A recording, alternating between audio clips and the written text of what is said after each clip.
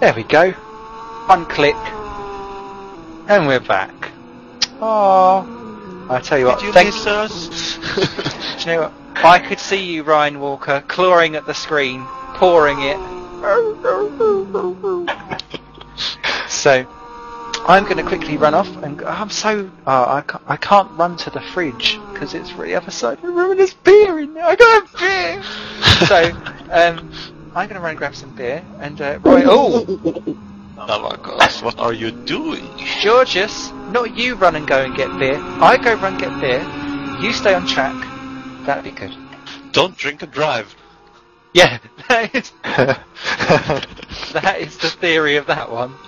So I shall leave you in the capable hands of, as ever, of Joakim and Roy. I'll be back in a smidge. You guys, to the floor with you. Well, capable. That's your words. I have the faith. Good. No one else does. I know. I'm only joking. Well, Roy. Gee, Brian, what do you want to do tonight? Oh, yeah.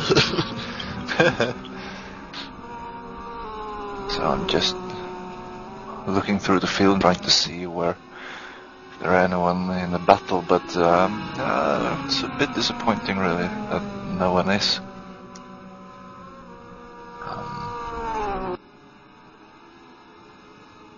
Not enough action on the track right now. Let's see. I have to start figuring out the buttons here. No. Ooh, that's a close one. I know what I missed. Okay.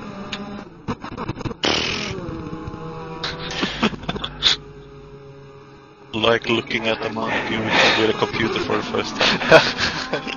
Thank you for the kind words. There you go. How about some...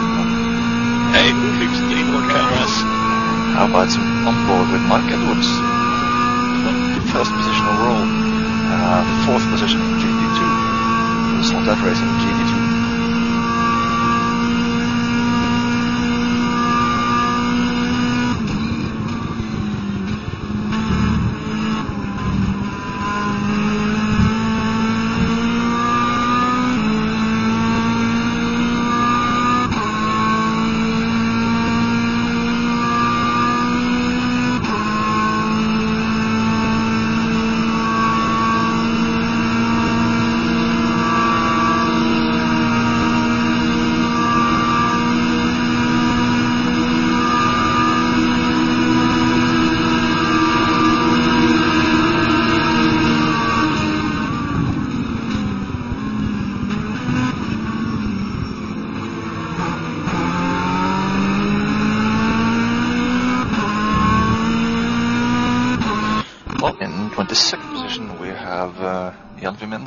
For sim race.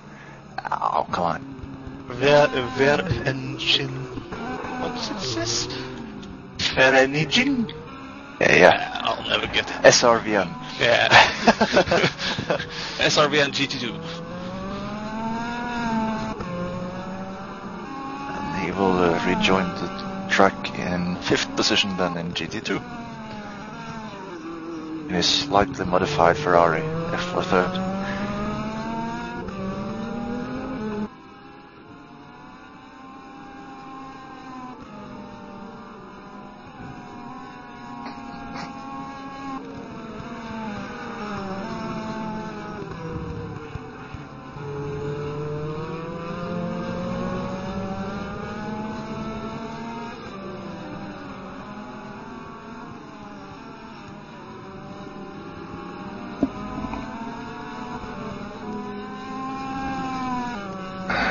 And we have more pit stops coming along. And another name I will struggle to pronounce. It's Bartosz Pikiars? Pikiars. Sorry. I think I ask for this every time I'm joining in on the commentating. Could all the drivers please send me an MP3 file with their name? Make it all sound bit more correct for us. Off he goes back onto the circuit for the Atlantic Racing Team.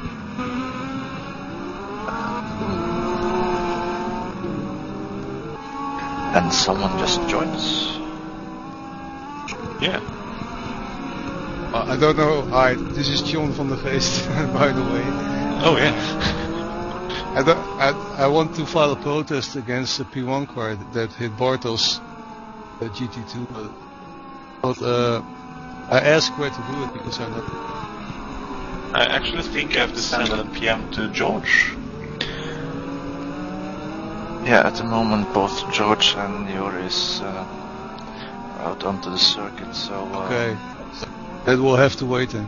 Yeah, but George or Yuri, and I think you have to do it through a personal message on the forum. Aha! Yeah, but I'm not sure. Okay, keep up the good work, boys. Yeah, thank you. Enjoying it. That's good. Bye-bye. Bye. Who is that? I've only just got back, sorry. Hello, John. Hi.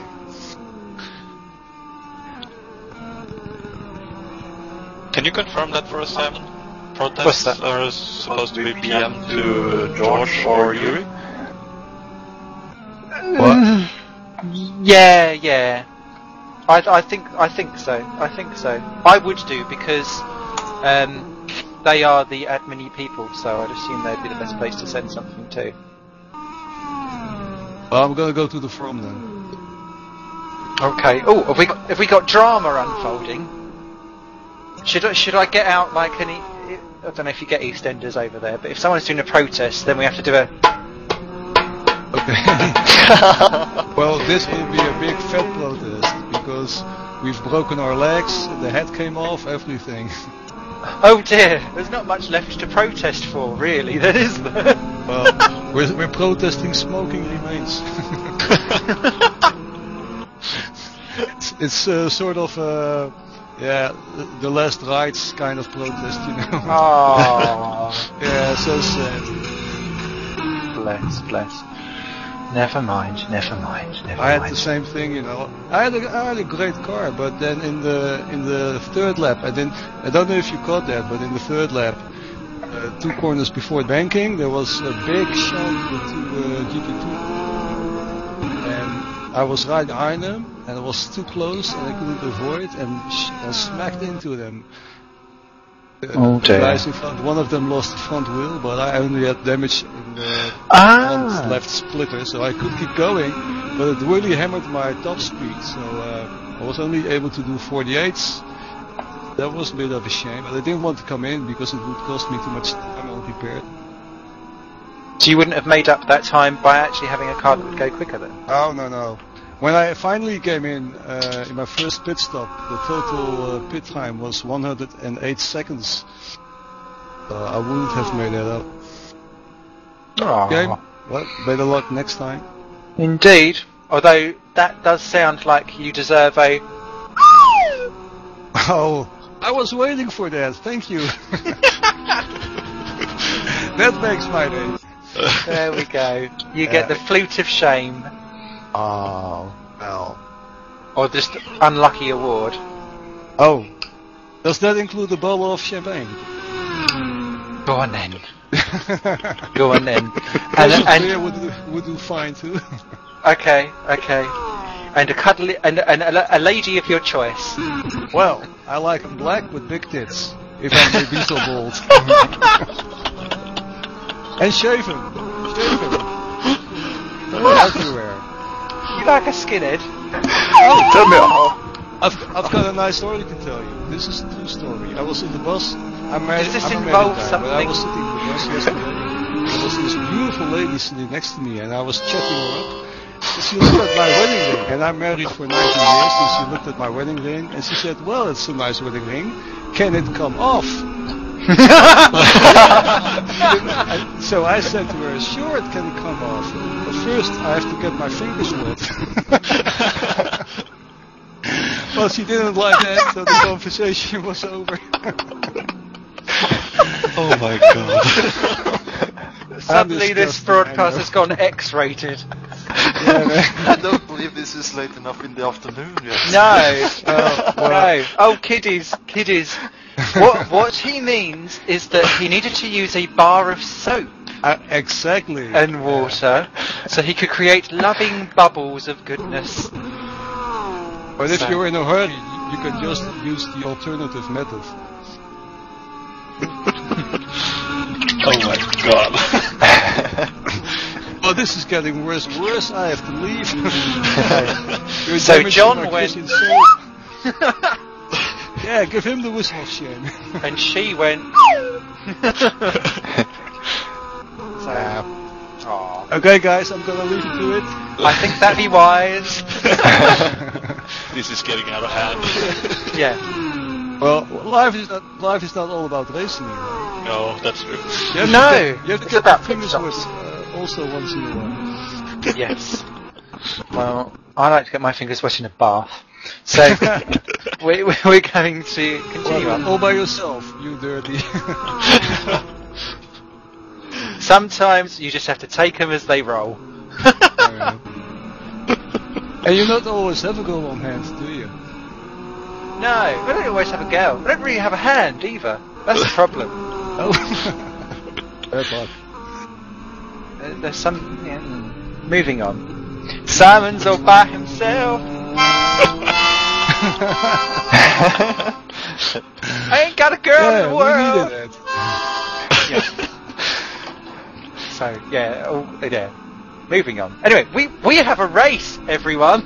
Yeah, who would have guessed? Okay, thank you wouldn't guys. get? I'm moving on to. You take care, dude. Bye bye. Thank you, bye. He needs his own little stand-up show. I We would need pay to do a watch stand-up that. show. We do. Abandon the racing. Let's just go for late night entertainment. And I have been trying to dial in on the broadcast the closing between. That was just fun. Yeah, Has he? Talbot hit him in the rear. because George Talbot is the lead down to Matthias Meyer is shrinking by the lap. Yeah, it has been close because they were almost an entire lap apart from each other, but it's actually really, really closed up over the time where we've just been busy probably getting ourselves taken off air. So, never mind. No new drivers have joined the race since we decided to be filthy. And but John Davies is now back in the lead now that Jonathan Dion has pitted. So although we have had a lead change, it was just purely down to the strategy level of it. So John Davies is now back out front on his 150th lap, would you believe? 150 laps, it doesn't feel like it's gone that. Ooh, and we're getting very close to the half race mark, the 50% mark. We are. And there's only 4 more hours to go with those nut jobs in the commentary box. It's going to go downhill. If it could go any lower than that recent conversation. Whatever Oh, keeps dear. the wheels spinning. And in 6th position overall, let's see if we can find him there. James Johnson is in the pits for the GT Omega Racing. Oh, thank you. Take it. Leading P2 car. If you could take over from the cameras for me for a second, just purely because I've done something very naughty. Oh dear. I've opened someone's Christmas present because I'm really hungry and I want to eat it. So I have to buy them it again. What on earth are you giving someone for Christmas? I hope it's not a pony. I'm not eating a pony. I'm not eating anything like that, no. Oh no, you know when you've got old people in the family and you just think, oh well, you don't have anything else to do with life. So you just give them food, don't you? So, Ooh, Bauer's off track. 10th position. I is back on now, of course, that I got the cameras to him, but... Richard Bauer, that is. I yeah. keep thinking Jack. Like this, he just lost the rear end and correcting out of the... and he's off again. turn 3. No, that's the replay. Replay. Oh, okay. I found Double the right vision. button for replay. Is it bear talking? Should be already. Ooh, and we have Gregory Griff in the pits as well. as well as the Philip Rayner and who is the right? Oh, come on, I got him here on the wall. I thought I had him here on the wall. Sam Wright it is. Yeah, that's correct. I keep having fun with that name too.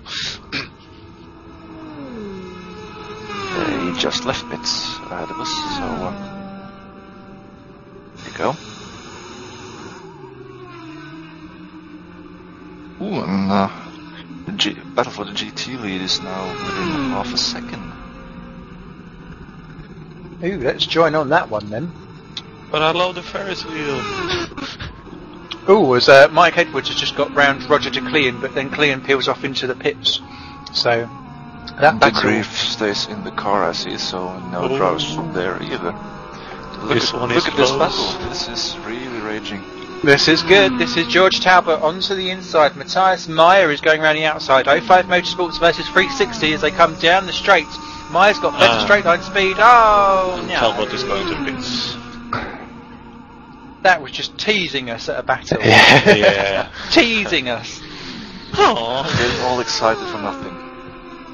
Reminds me of every speed dating session I've ever been on. And Roger de Clean is in the pits, yeah. That's right. And he's been in there for a while now. Maybe he's having dinner. Or maybe he's swapping with someone else in the UK NL. Might be. What I will say though, just on that Talbot versus Meyer battle, George Talbot was constantly in the 147s and 148s, whereas Matthias Meyer was in the 46s, so he was catching him at well over a second a lap. Yeah. So And just by going longer, even one more lap of fuel, he should in theory leapfrog him anyway. And now they have had a driver change. That's one. And Kevin Press has taken over the wheel. That's in the 05 Motorsport Porsche. That means Talbot will be joining us. Anyone? Well, if he knows what's good for him, he doesn't. But, I think we're lucky that he can't listen to us. well, I'll be looking forward to downloading the broadcast tomorrow and listen to all the idiocy that we've been through. We should make a summary. Okay, so how is everything going around the circuit then? Rui Nascimento has been into the pits for the Times International in 10th position overall in P2. 10th position in P2, sorry.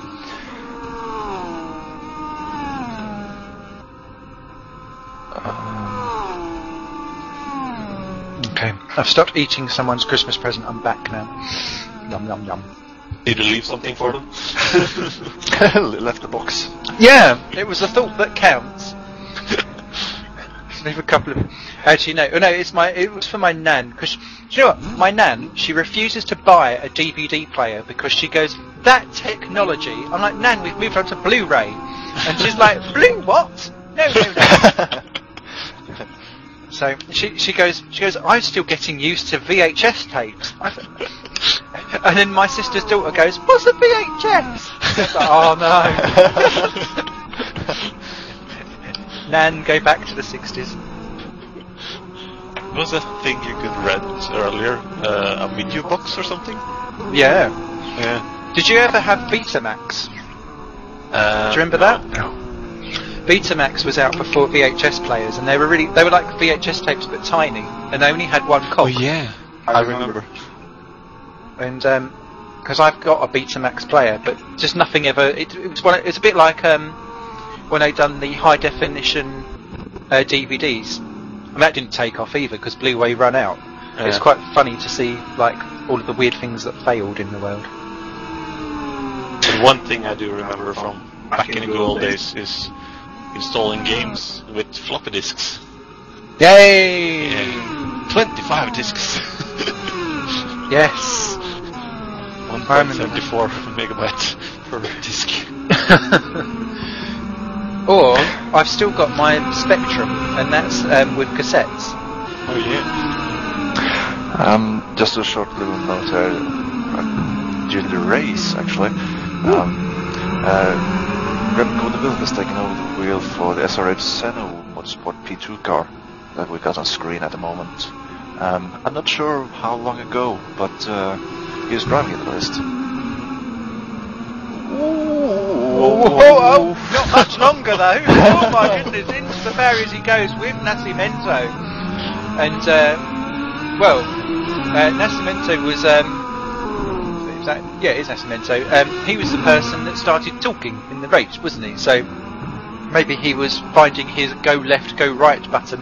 And that went horribly wrong. Nascimento down in 21st position. He was a lot higher than that earlier on. He's like the P2 driver that's about 10 laps behind the rest of the P2 cars. So that's not gone to plan for him today, I don't think.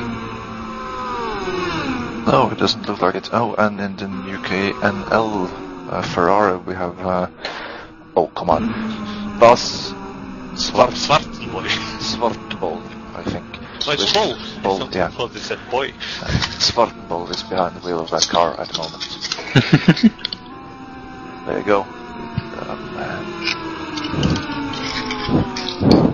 Big sorry to everybody who we mispronounced the names of. I probably guess that the only guys I get the names correct on is the guys in my team who aren't really driving anymore. And even I get those names wrong. Well, there we go. We'll have to bring back that forum thread where it was how do we pronounce your names? As I was saying when you were away earlier, the last 3 races I've been commenting, I've asked for people sending me their names through an MP3 file that I can hear how the name is pronounced. Oh, okay.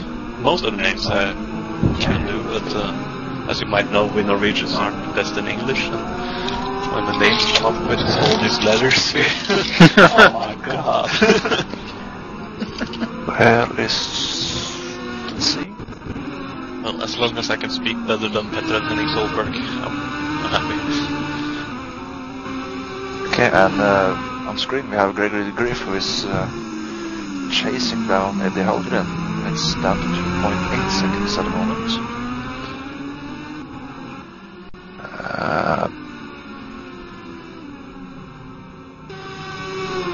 The Griff, of course, was involved in that shunt pretty early and dropped away behind, but now is it's actually a battle for 3rd position in the P2 category. It is indeed, actually, yeah. So they're really fighting well back through the field. Yeah, because Grief, or at least the Black Rebels themselves, were outside the top 20 at one point, and to have them back up into 9th position. De Grief, of course, well known for doing very well in other formulae as well, so... And the Black Rebels mainstay here at RaceDepartment, aren't they? Indeed. Joakim. Who? Oh, yeah. I don't think I need to... He's not a guest, really, is he? No, he's a regular. Klingerona. Hi, George. Hello. Hey, Schnuckums. How you doing after your little run through? Oh, not good, very, very angry. Oh, look at this! Sorry to cut across you, that was a fantastic move there by Gregory de Grief, round the outside into turn 1. Absolutely mugged Halgren there. Oh, hats off. That's so far my move of the race. Classic. Sorry, continue, George. Yeah, that's quite angry. Some terrible driving from some cars, especially a P2 car. I got dive bombed, spun round, then had a GT2 car spin in front of me. Got a hell of a lot of damage from that. And then there was another GT2 car that couldn't make up its mind where it was going and then gave me a puncture. So yeah, we went from being 1 minute 30 ahead of 2nd place to now having made 3 or 4 pit stops when we didn't need to, and having to fix things, shuffle the drivers around, and yeah, not good. So yeah. It all pretty much fell off a cliff. But you're still going. Yeah, we're still going, we're still in contention, but it's just frustrating when you get in the car and halfway through your first stint you lose 5-6 kilometers an hour due to some silly driving by others. But anyway. On screen at the moment we have Patrice de Rijk for Downforce Racing in the GT2 category. They have a pretty lengthy pit stop, so I suspect there is a driver swap on run here. They dropped a couple of positions as well because of this pit stop. Well over a minute now. And Georges Davicus is coming round the home straight, and I think he's going to demote them down. Oh no, he's got another couple of laps to make up, but they've just got Rayner right and Davicus behind them now. Maybe they're thinking that actually it's safer in the pits. No, Patrice is actually still behind the wheel. Do you listen to the broadcast when you drive, George? No. Oh, thankfully. Why, We're what safe, was going on? Yeah. There's nothing to see here. Move on. Don't look at the replay. Well, I would like to know, I'm intrigued, I will be looking at it afterwards. So. All I say is, what's that coming over the hill? It's a definite monster. Well, Simon, it's been a pleasure working with you. So One race all together and we're separated. It's like when we were naughty kids at school. We're all going to be sent to stand in the corner until we're sorry. we're never sorry. So I suppose if we're going to describe George's stint, it would be...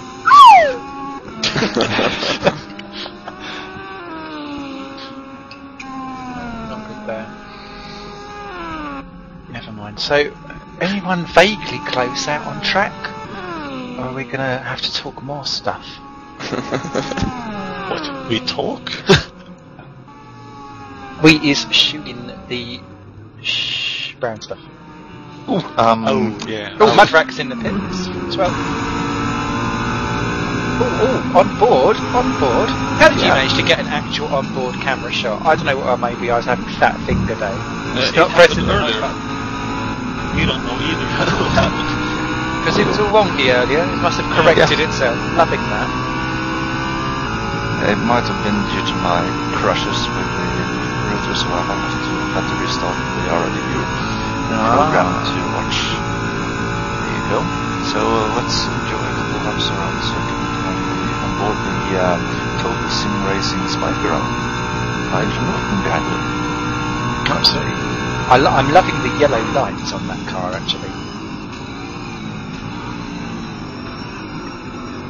We get to see the Ferris wheel. Oh, Ferris wheel! Yeah. Look, it's lit as well. Isn't it? It's like Christmas and Easter all rolled into one. And no, Nascimento is... No, Nascimento. That does always make me giggle my little socks off. When someone knows that they shouldn't tap, and then chaps sorry to say that they've chatted. Oh, and he's stopping? Is that him stopping? He's right the way down on the racing. Put it on the screen. P22 is crawling along. Someone has to do something about that chatting. Because he keeps saying sorry. We know you're sorry, but... No, I'm going to go ahead and ask him to do a drive swap. I've had quite a few reports about that car. Yeah, this is the second or third time I've seen him in chat. It doesn't seem like there's a problem with the car itself. It was just like he was stuck going down the straight very, very, very slowly, and now he seems to have picked it up with the corners. It's almost as if he's damaged his car, but he's not quite sure what then to do with it afterwards. Put on a camera where we can see the driver. Maybe he's drunk. Maybe is he smelling our fumes? Oh dear. Never mind. At least he's down on the apron now, so I suppose he's out of everyone else's way. But He's could this driving be? really slow. Yeah. I've spoken to them and I told them in no uncertain terms it's not acceptable and the driver must be swapped, so hopefully they'll go in and make a pit stop. He's on the way into the pits now, it seems. Very strange Did indeed. Maybe trying to stop the save car? fuel. Trying to save fuel. I think he may It's well just have done. strategy is all in the strategy. They've probably got something up their sleeves. They're going to unleash Boost 5 or something in a minute. Oh, completely stop. Well, this would be the point where if there was a safety car, I would bring it out. But I was waiting. It stopped at a really awkward place as well. It is out of Go the right race. again. Go right. Well, they're not going to go left, are they? They'll be in the pit lane. Is he still talking? Yeah, one more time. No, for goodness sake. Go right, unless he doesn't quite know what the pit lane limiter button is or something. But yeah, Rinascimento there for Tams International. I preferred it when Tommy was in there. I feel that Tam need to get themselves back in their own car, if that is their own team. I'm assuming it is. But yeah, Nascimento. It's moving. Oh! Did you stall it? I don't know if you can stall these cars. Unless you just crash it. But, Super. thanks for asking. Yeah. There's some serious discussion going on in that channel. I went in there and there's like three people who were shouting Portuguese at each other, I think. Ooh, So I just tried to interrupt and saying, look, no more chat. sounds like my Friday evenings. So I wonder if he just couldn't understand the whole I've got to swap I think they driver or wanted to make something. an urgent swap, but I don't think they had anyone to swap with, so I think that's Oh. maybe why he was waiting before he went in the pits for someone to Ah. come to If everyone's in toilet break or something, I suppose. Then, yeah. Not no good. one wants to come in and have their name on top of that car. That is There's a lot true. of hatred going around at the moment. But yeah, Ricardo siesta. Azevedo's in. Oh, that was someone to braking the very thing. late. Oh, and spinning as well into the first corner. There's Dear. ATP Porsche going very, very slow and a P prototype missile coming in. We have Not the good. third position car in the race in the pits, with Stefan Persson behind the wheel. And he has been driving that car for quite a while. Yep, they're coming up around the time. Of course, we're now past the halfway mark, so I suppose if they've got 4 drivers, this would be the time to turf one out and get the next one in. And on that note, Jimmy Dion is still behind the wheel of the Team R-Seat Peugeot. Jimmy Dion. No, it's Jonathan Dion. Dion. Sorry. Yeah, very no, they have similar, swapped. Yeah, Ah. I don't think their parents had imagination with Ah, parts. there you go. I just saw Dion and I thought, oh my, has he done all the race himself? Jimmy and Johnny. Wasn't it? Jimmy. John Yeah, was It's, there. maybe they're just trying to play mind games with the competition, so every time you always see it J. Dion, so it's like, oh, who will it be? Yeah. Jimmy, Oh, Johnny? It's freaking me out, man. It's freaking me out. Ah! Well, got me fooled of this. Oh, and Hutchins is in pits, I see. Black Vice, Stefan Persson is continuing behind the wheel of the Atlantic car. They're almost a minute in the pits there. It doesn't seem incredibly long. How long is a pit stop if you aren't changing driver and you've not particularly got any damage for this model? Well, I think the driver swap adds 5 or 10 seconds onto it. So if you're taking fuel and tyres, I think that can take around 40 seconds. I think 30-40 seconds. When you have the driver swap on, it does take it up to about 40 to 50 seconds. Okay. So that's another 20 seconds on top of that now. Something peculiar going on.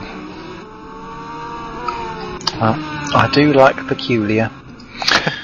So.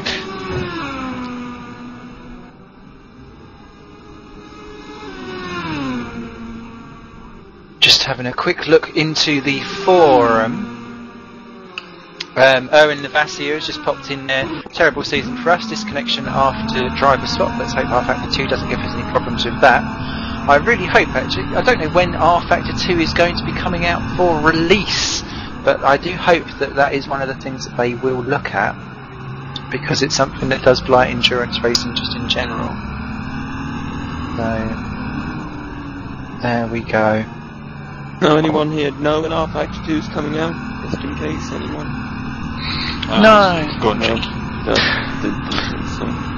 Well, if they are following the Gran Turismo 5 route that they're on, It's it 6 years will or probably, yeah, 6 years or thereabouts. Well, it says on their homepage the future of race simulation, so Anytime in the future then. yeah. Let's Quite see. important with John Davis, by the way, on the pictures that everybody see that we don't talk about. It's because the pictures explain the race for itself. There's the order just popping up on your screen there, so no big changes at all, which is why we're not really drawing our attention much to it. Of the battles that are going on out on track, De Grief and Halgren are still on the same lap, although Gregory De Grief is pulling away from Halgren over 8th and 9th position, and that's 3rd overall in the P2 class. Careful there, Johnny boy, on the back marker. Elsewhere, Bob Hutchins, Manuel Rayner, Remco de Wilde, and Joseph Mudrack are all vaguely close together, but not necessarily gaining or losing to each other. Timo Toika is still ahead of the Schroeter brothers for 14th and 15th positions. They're on the same lap. But apart from that, very little elsewhere is going on, because everyone is basically just spreading themselves out as opposed to closing themselves up. But still 30 guys left in the field. Got to be happy with that. I think obviously I don't know if you mentioned it, I was just daydreaming, but the closest battle Daydreaming. is in GT2s, I think. Oh, that was... Yeah, and Ensing, only 7 seconds behind Mike Edwards. You probably already said that, but I don't know. I'm half asleep. Why are you half asleep? It's been a long week, so anyway, enough about me. Tell us about your troubles and woes. Oh, I can't handle that anymore. Oh no! And then I'm going to open up for Emo George! Emo George! 120 viewers we have or something. Let's hear about the troubles I have. Well, The viewers doubled. yeah, exactly. Uncle Joakim is here to help you. Just sit on my lap. I've met an old man. that was G2 car facing the Timo Toika 14 replay. Oh, and he's just lost it in the first corner. That's not so bad. Oh! Well, that is bad. Spoke too soon there. That was quite a pathetic little spin there by Timo. But it caused more drama with everyone else going on behind, so there we go. Yeah. I did see a split just bouncing around there, but it's still on Timo's car. I think it was from the car who hit him.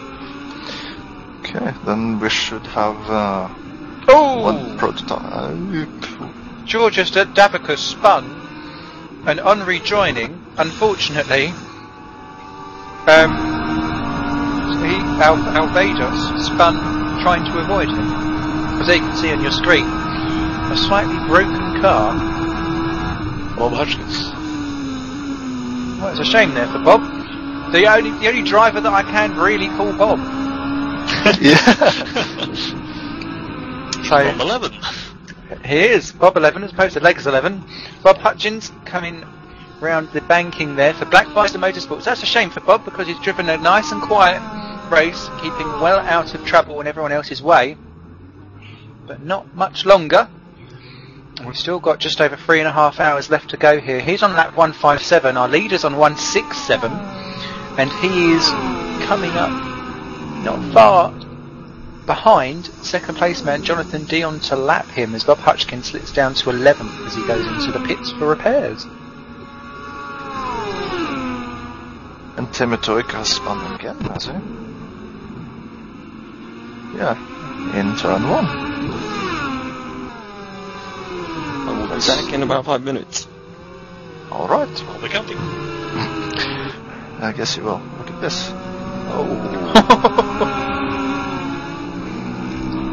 That turn 1 hasn't really been good to Timo. No, it's not indeed. Do you ever find as a driver though, once you've mucked up a corner once, you then find that you will muck it up constantly because you're busy trying to make sure that you don't do the same mistake again. And then because your driving isn't fluid and you're almost second guessing yourself, you then start to drive like a bit of a monkey. Well, I always drive like a monkey, so... It's because you... No, let's not go there. But, Bob Get a glass. Out his splitter on the car. Yeah, he went into it, but...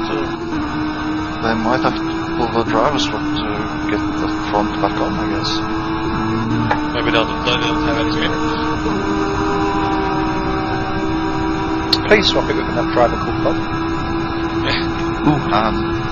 A cool feature. If you look at just above where the splitter should be, you see some eyes on the car. They are angry. How very Cars 2. It's Lightning McQueen! Woohoo!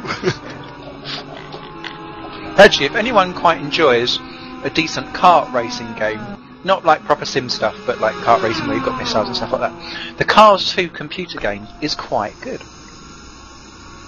Oh, I've actually not tried it. You should.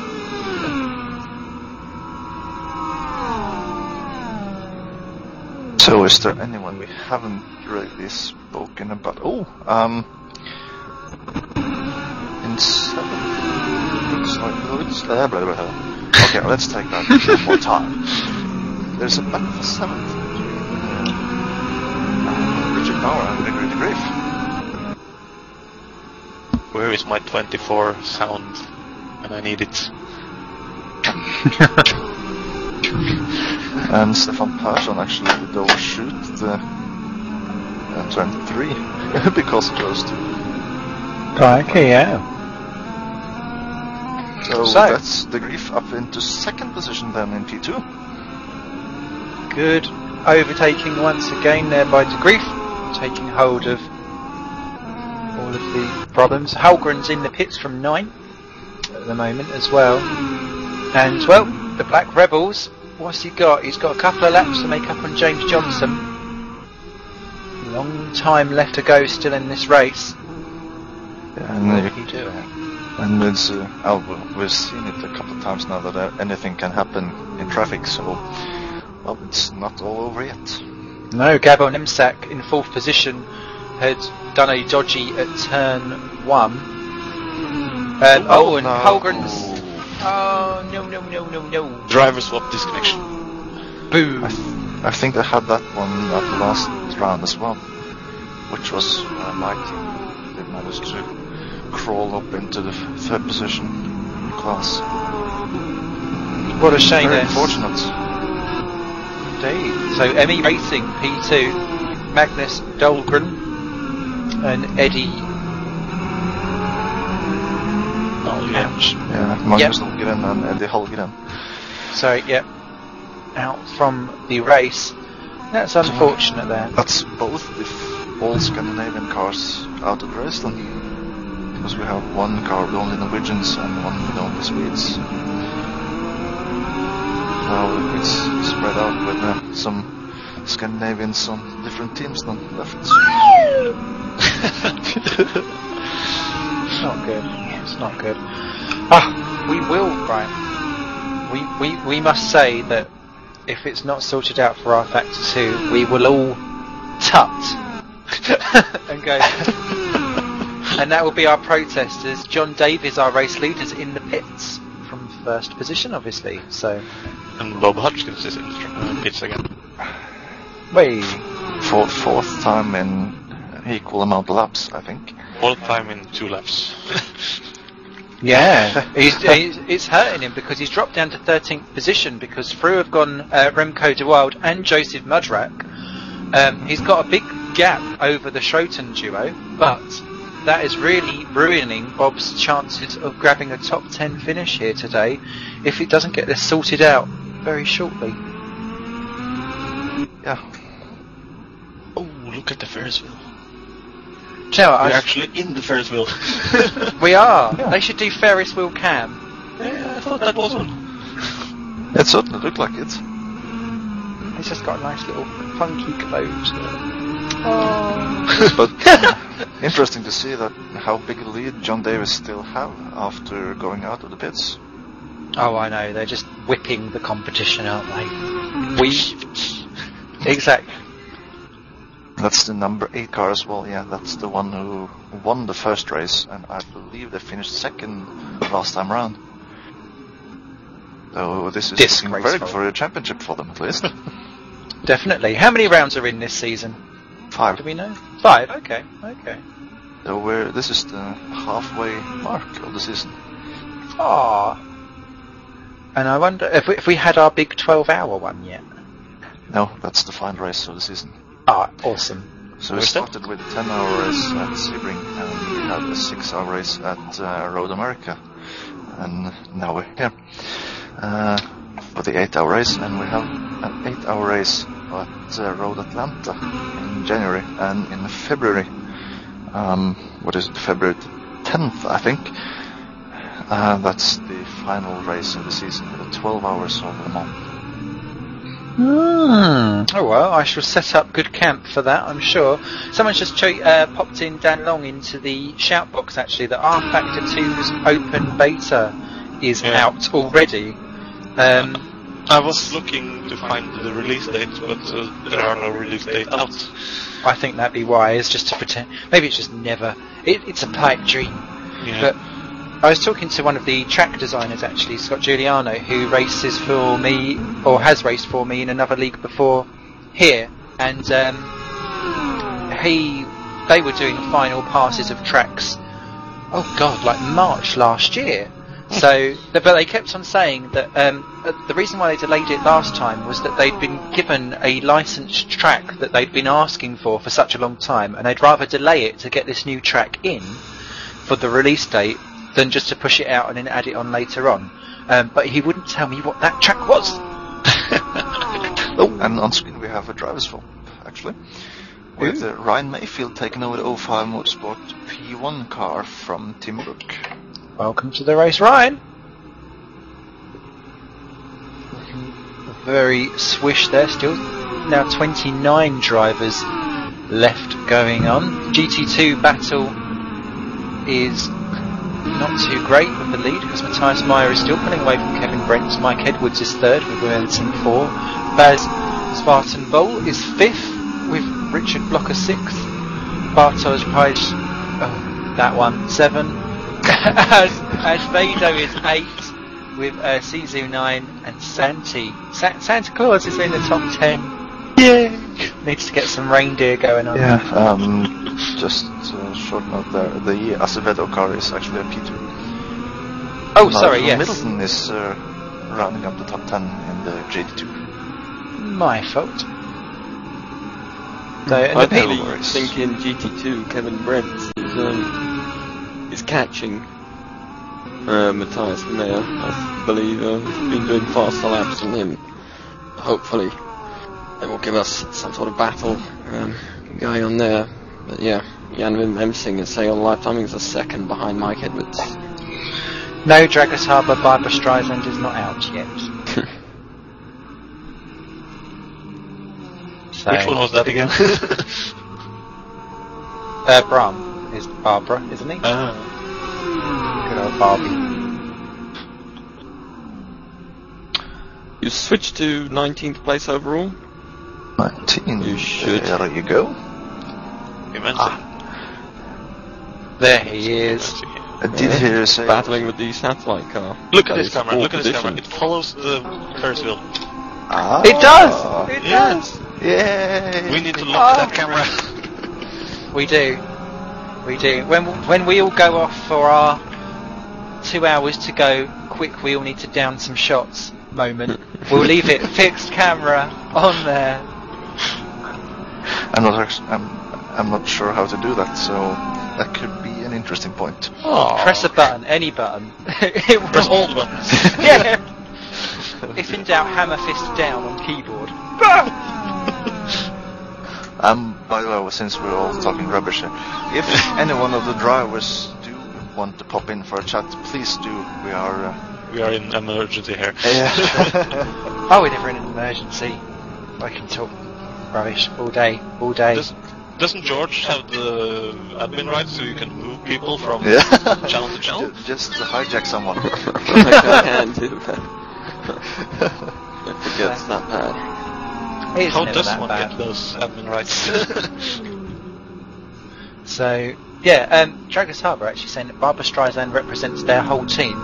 Then I feel that actually for the next round, you should put her on your livery. If you put her face on your rear bumper, surely everyone would just want to stay behind you to admire her slightly plasticked face. If you do that, we promise to show you for 2 laps, at least. we would do rear like swingman cam so that we could actually see the face.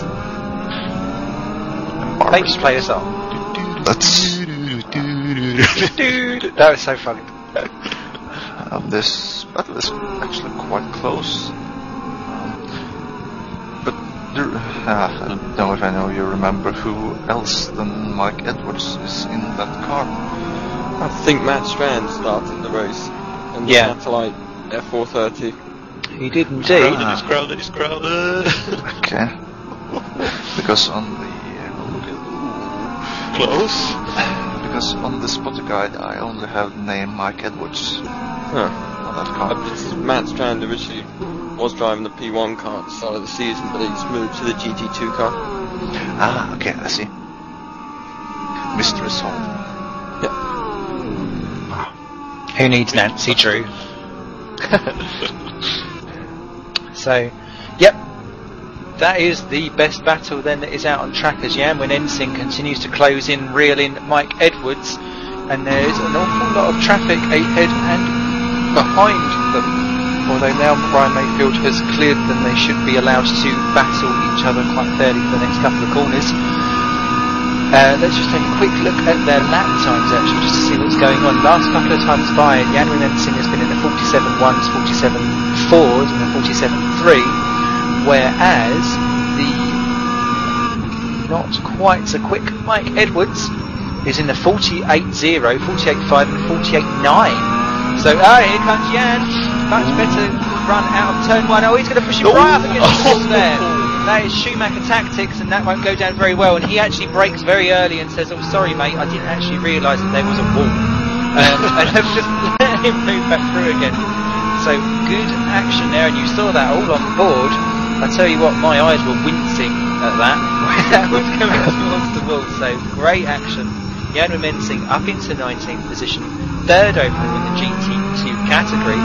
Mike Edwards is straight in behind. They've got Benoit and Jonathan Dion there coming around to lap them.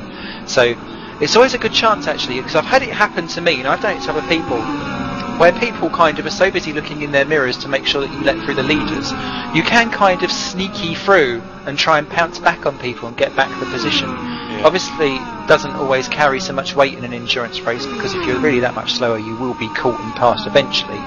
But it's a good little tactic to watch out for. And we've actually had a go ahead, lead of the GT2s. I think Florian Strauss coming in, taken over from Matthias Meyer. Yep. So Kevin Brents now leads again in the 05 car.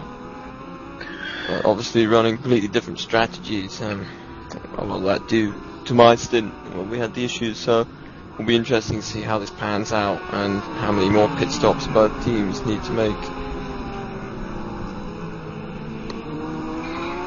Just keeping up with what's going on up front. John Davis has done a 1:35.5 and lost a good 4 seconds last lap around. But that is all that Jonathan Dion seems to be doing at the moment. So I think traffic is actually allowing John Davis to pull away. They're still on the lead.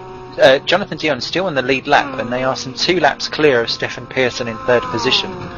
So it really is a 2-horse race for the P1 victory. And the Chuckle brothers are both gone. Chuckle brothers. To me, to you, to me, to you. Go in synchronisation, them two. we've got to get them to say to you now. Talking of Chuckle Brothers, I was having a conversation with this at my work the other day. Of all the people in children's TV that have not been arrested for paedophilia, it really surprises me that they haven't been. Because you just... That is quite a conversation change there. That was, but I just thought I'd drop that in.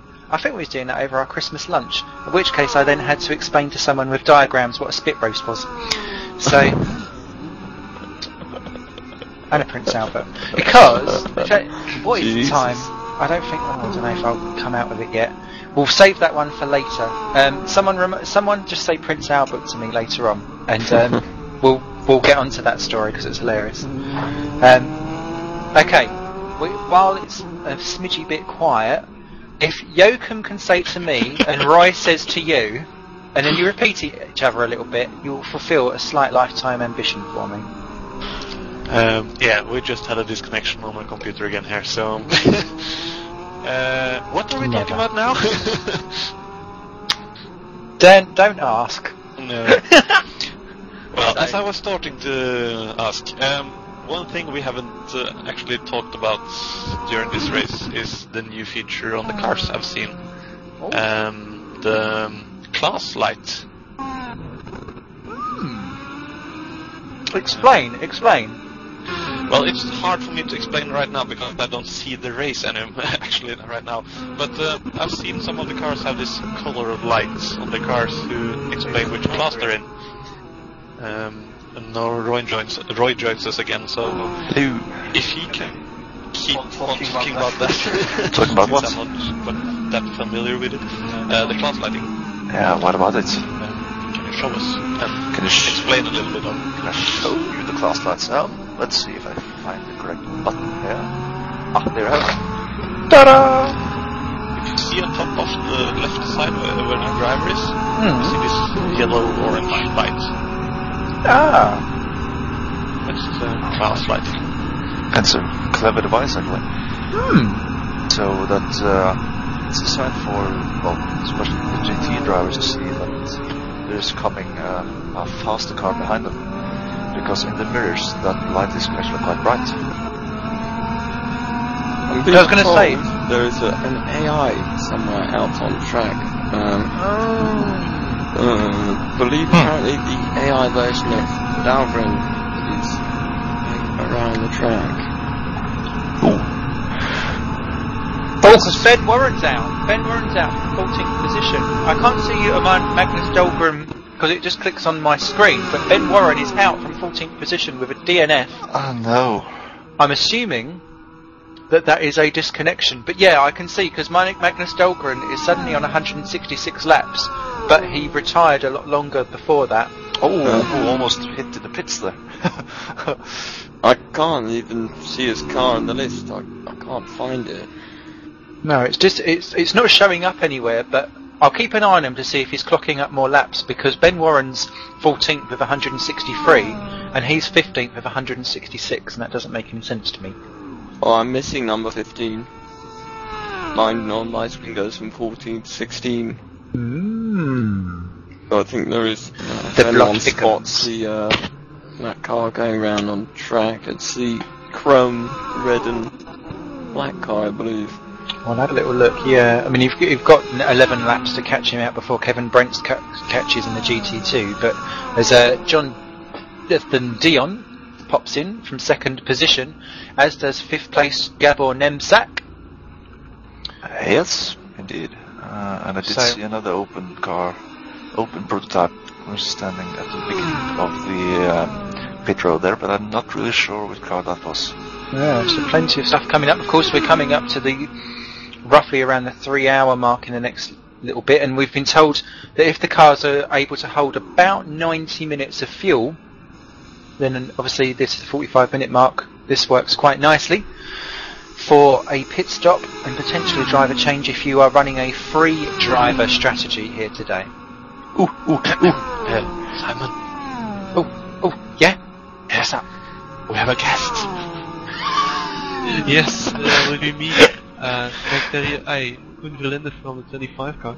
A bit of a strange question, but when I'm trying to log on to the server to take over from my teammate, it says current session is closed. But You used the wrong server.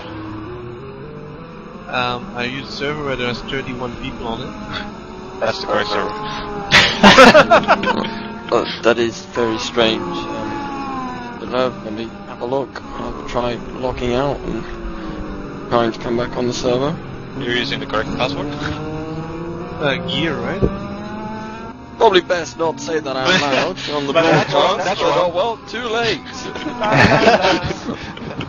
Well, why would you want to go onto the server when you can sit and listen to us talk an load of old bunker? I've just got to log on to the server, okay? So. Well, I'd really would like to relieve my teammate because he has a bio problem. Oh, what? Well, you know why? You can't because Mohammed Patel's already out. 25 Motorsports car is out, isn't he? No, he's not trying to join the 25 Motorsport car. Oh, sorry. Don't mind me. I'll shut up. I'm trying to take over from Steven Peebles, who is driving the 25 LSD Racing GT2 car. I can see his car, but yeah, I've just logged onto the server, fine. And you're going on in as a spectator, yeah? Yeah, make sure spectator is set, otherwise it will probably give you that message. Thank you, Dave, for that. Where do I actually check if I'm spectator? I'm sorry, I'm newbies in this. Well, it's probably best to practice driver swaps before the actual event itself, but if you go into the settings in R-Factor, in the online section, you should be able to click spectator. I actually did that now. It's the first time I actually could take over from someone, and it worked offline, offline, online. Well, okay, thanks for the hints. I'm trying not to bother you again. That's okay. All the best in your We're here first to help. attempt at a driver swap. Good luck. But all your noobness has been caught live on simrace.tv. It's fine, it's fine. Don't mean to be cruel, but, well, do you know what you all know what sound effect that deserves, people.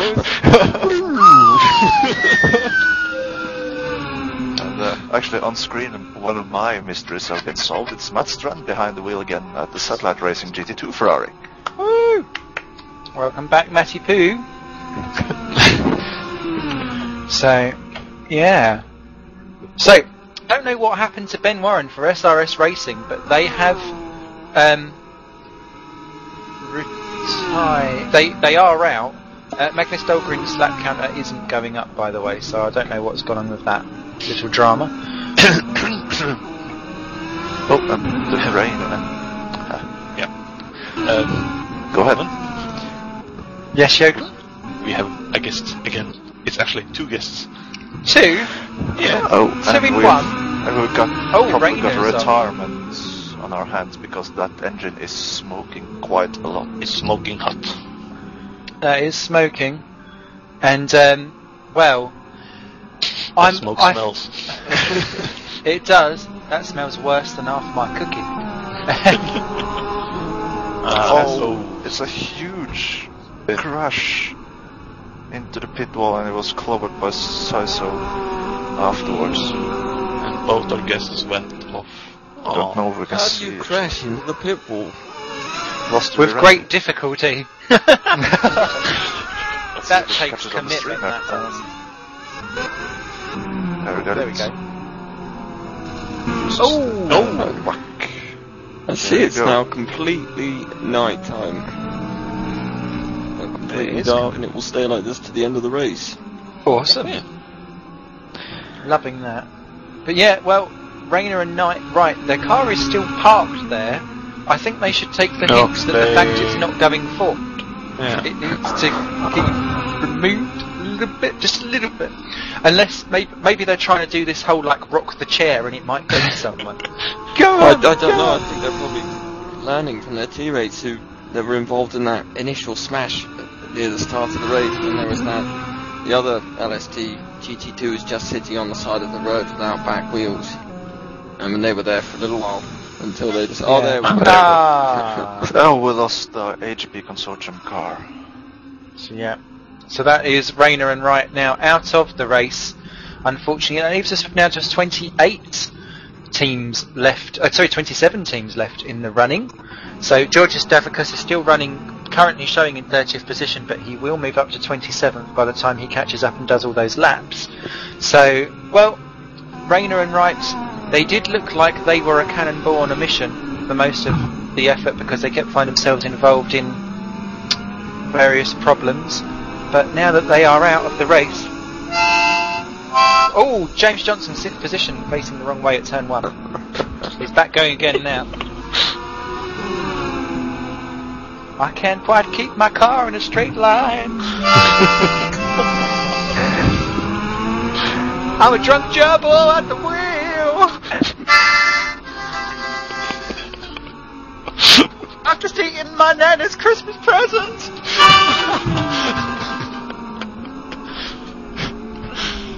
Oh my god.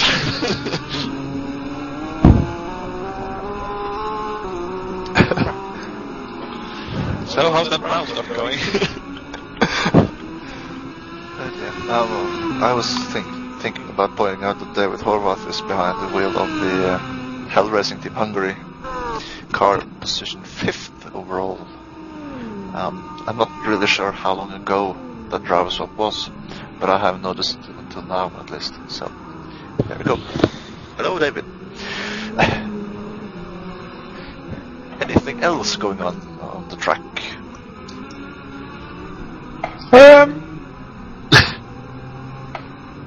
I don't know. There's some cars kind of going round, Yeah, which is quite good. it looked like a broken NASCAR race. A little bit. Richard Locker and Ricardo Alsvedo are quite close for 21st and 22nd. They're on the same straight as Alsvedo just exits out of the bus stop, and Locker's just coming into turn 1. So they're relatively close compared to what everyone else in the field is doing. Apart from that, Joseph Mudrak has overtaken Manuel and Rayner. I think that's pit stop related though, unfortunately, for 10th position overall in the race. And once Mudrak does pit, that will reverse back round again. But yeah, welcome to the race, David Horvath for Hell's Racing Team Hungary. Doesn't sound very Hungarian, that name, but never mind. And in the pits we have the Scroton and Scroton P2 Acura. I must stop laughing at that name. I'm so sorry, Roy and Mike. I'm sure you're lovely guys. Yeah, I hit the right button. And Jan van Emsing is in the pits for the SRV and GT2. Barbara having a quick powder in the powder room. And off we go. No, we stay.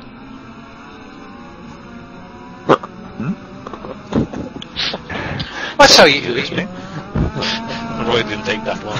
He's a bit fair, I'm pretty useless as a joke. And Newcomb is back in a Downforce Racing car in 28th position as well, so welcome back, Nick. Hello, you're on television. Who? I tell you who we haven't put on television actually, probably because we all went, how on earth do we say that name? Baz Zvortenbol in 18th position for UK NL Racing. I don't think we've actually had him on screen, so let's give him a couple of seconds of fame at some point as well. At what position did you say? 18. P18. 18. Was... Level 18. No, not 1. 18. I hate it when he does that. That's 8. But You have to type crying out fast, but loud. not fast. And if you take 1 and then 8, you get 18. no, if you take 1, You'd 8, get then 9. you get 9. I don't say 1 plus 8. I said 1 and 8. You could get 81. Yeah, that's true. Ah! All this maths. Can't deal with it. My Well, it head looks like exploded. UK NL F430 is the only car that doesn't have a scratch on it. I'm looking at it now and it's pretty spotless. That's a very good job, considering how every other car in this race look. I'll tell you what as well, they've had fantastic consistency in their lap times. Only once in the last 50 laps have they gone outside of 2 seconds from their personal best? That's very Random strong. fact. When I see that Ferrari, I think of one thing: the styrofoam car. What? Which one? The one we commented on in Fuji or something. The 12-hour race. Yeah, well, they are not driving a Ferrari this season, though. No, I know. But that's the styrofoam car also. It lasted 20 or so crashes without getting any big damage. Was it water blue? No, it was the ADP Consortium car. Ah. And that was Joakim's trip down memory lane. Ah, bless. So, are any of you lot kind of, should I start that again? Simon epileptic moment. Now! Right. No. Are any of you lot gamers or play any other racing games apart from R Factor outside of this at all? Yeah, Forza. Okay. Because that came out this year, didn't it? Forza 4? Yeah. And what do we rate that as? Good, bad, ugly, indifferent? I like it. It's better than GT5. I really struggle with GT5. It's so personalityless and so clinical. It's got no personality. I actually don't bought the PS3 just because GT5 was rubbish. Okay. Yeah. But all the What about- games, Race Series, I've not tried that yet. you missed out. Was that because that's I'm thinking of the race. Is it Race Connect where you've got the free bit in the middle and then everything adds on? Or am I getting confused? I'm actually not sure, but you have Race 07, Race Pro. Oh, sorry. Yeah. I got those. But remember, Simbin done that thing where I think it was Race Connect where you've got the free like base bit in the middle, and then all of your race games then attach onto that. No, I don't know. Drawing speak. I haven't got a I don't know, clue. Simmons seem to be obsessed with releasing loads of small little packages and Yeah. injection packs and add-ons, milking as much money as they can out of people to try and generate some funds. You're sounding a bit bitter there. Yes, well, I don't know. It's very frustrating when you want news and they say GTR3, and then they release a screenshot that looks so photoshopped, it's just ridiculous. And then you hear, oh yes, Race 07 or Race Injection Pack now available at Race Room. That's it, Race Room. Sorry, not Race Connect. Sorry, my It's fault. just that you get sick of hearing that there's been another injection pack or add-on being released. The Grief and Pooh Balls are in the pits there. Sorry, continue on. Like I said, we can always hope. Fingers crossed GTR3 will be something good, but I don't know. I have serious doubts about that. I don't think they have any money to buy any licenses. But does a game really rest on the license that it's with? I mean, with R Factor, that was bought out with barely any license whatsoever, and because it's so open sourced to everyone, I know GT3 won't necessarily be that kind of fashion. Do you really have to rely on a good license to make a good game? I don't know, but it certainly helps if GTR3 had got some sort of license. I don't know how to pronounce it, begins with B, and I'm not going to attempt to pronounce it because I'll fail, but it's that GT3 series that goes around Europe, I think it's endurance racing, and it seems very, I want to try and pronounce it, to try and make it easier, people to understand why. Try, please, try. No, I'm going to go you and lost get me. the spelling. It begins with B-L-A-N. Blam. Let me just hear it. It's like the blank pane, something like that.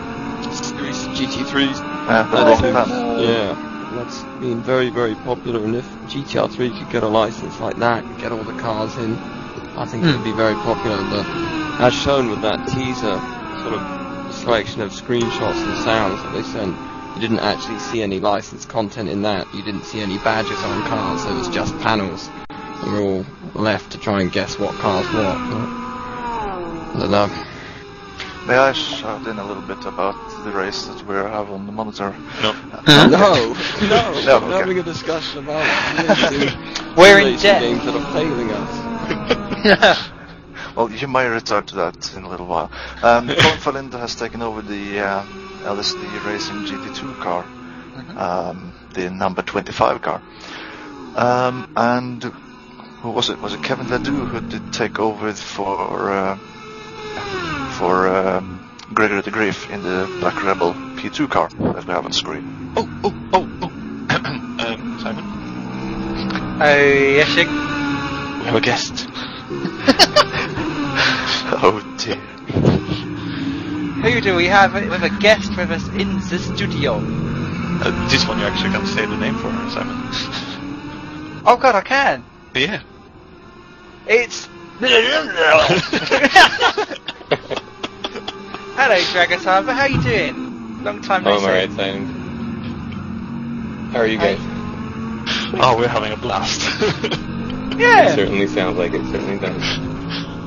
So, you not racing out there today, Dragos, as Remco de Wild is in the pits? P10? I'm not, because I've actually recently come into some back problems. I don't know why, but my muscles are seized and I'm kind of walking like an 80-year-old man. That's not a good look. Oh, I make it look good. Okay. You rock it off. Yeah.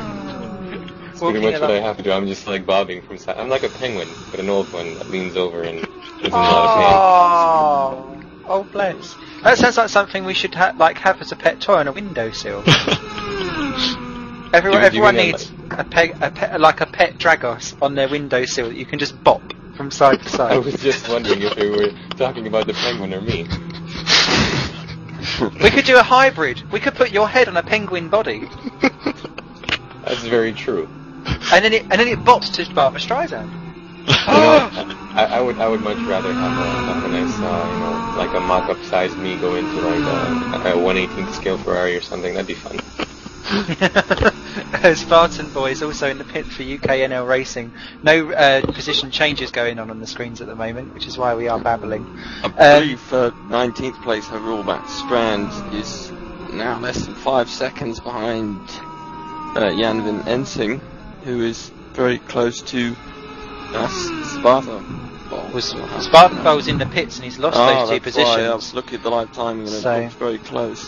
Yeah, no, Ensing, Strand and Alsvedo have all gone through, and Spartan Boy is going to rejoin in 20th position, if not 21st, depending on where Richard Blocker is. He's down the other end of the straight, so he's going to be okay.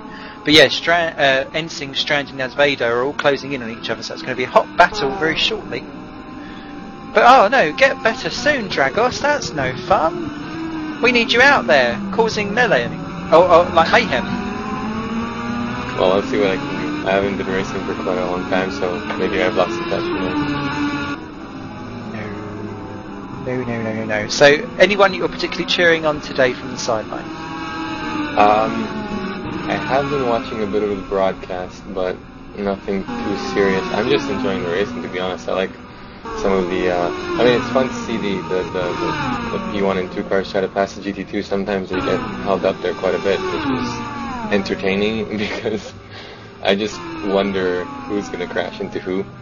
But because it really does. I mean, Daytona, it makes me think of NASCAR. I'm like, well, that's why you watch NASCAR. You don't watch it for the racing, you watch it for the crashes. That's but true. in this stuff over here right now, I mean, I get scared for the GT2s because I see those P1s coming up behind them at like 330 odd kilometers an hour. They're going on a straight, and then they have to break down. And I think there was an event a little bit, maybe 10 minutes ago or something, and this P1 car had to brake incredibly hard because the GT2 was taking the inside line, and he thought that he had the inside line. It was quite scary. Yep, it is very scary when you're driving a GT2 car and you just see a missile coming in and dive bombing, and you know that if you take your normal line, you're going to get hit. I call it elbow driving, but some of the prototypes don't seem to realise, yes, you two are having a race and are allowed on the track. But that's endurance racing. It's very true. By the way, but no one enjoys that. We did see Georgios Navakos go into the pits with a puncture on his front right wheel, so that car has been in the war again. Go on. I'm just wondering, I see a lot of the GP2s locking up their inside tire whenever they're braking. It's kind of foreign to me because I remember driving this track, I believe, last year in the Porsche, and I don't think I ever. I mean, I had some issues sometimes when I was on worn tires, but these guys seem to be locking up all the time, and it's really weird to me. That might be the release of maybe the service pack, service pack 1.1. I don't know if that would have affected it, but yeah, especially when you're turning and braking heavy, it's very easy to lock the brakes. If you're going in a straight line, obviously it's, you shouldn't be locking them, but especially when you're turning in from turn 1 with the heavy braking coming down from 286 kilometers an hour, it's very, very easy to lock it. I guess my thing with that corner is that I always tended to brake more or less in a straight line, and I probably took an unconventional line through there, but I ended up braking. I mean, whenever I took that turn, I would kind of have two apexes, and that would reduce my turning circle, or not reduce, but increase it. I would. It's not sharper. It's wider, and I carried the speed through there. And I remember a lot of the GT2s, whenever they broke, they always hugged that inside and tried to stay as close as they could. And I mean, when I practiced with my teammates, I think, I don't know if we did practice, but in any case, when I practiced just, let's say, against the computer, I would always just pass them on the outside, which is really an interesting event.